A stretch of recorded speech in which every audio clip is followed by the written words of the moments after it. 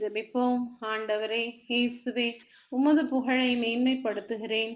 கடவுளே, உம் செயல்கள் எவ்வளவு அஞ்சத்தக்கவை! உமது மாபெரும் ஆற்றலுக்காய் உம்மை ஆராதிக்கின்றேன். என் எதிரிகள் முன்னிலையில் கூனி குறுகாதவாறு காப்பவரே, நன்றி கூறுகின்றேன். ஏனெனில் நானே உங்களுக்கு நாவன்மையையும் ஞானத்தையும் கொடுப்பேன். உங்கள் எதிரில் எவராவது உங்களை எதிர்த்து நிற்கவும் எதிர்த்து பேசவும் முடியாது என இன்றைய இறைவார்த்தையில் வாசிக்கும் நான் உமது திரு நாமத்திற்காய் என் வாயின் அசைவுகள் மாற வேண்டுமாய் மன்றாடுகின்றேன்.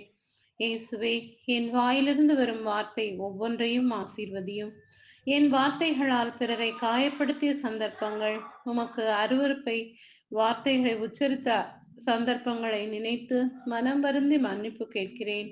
உன்னா நேர்மையானவற்றை பேசினால் உள்ளம் களி கூறும் என கற்பித்தவரே, என் வாயிலிருந்து வரும் வார்த்தைகள் உம்மை பெருமைப்படுத்துவதாகவும் உம் புகழ் சாற்றுவதாகவும் பிறர் காயமாற்றும் வார்த்தைகளாக இருப்பதாக.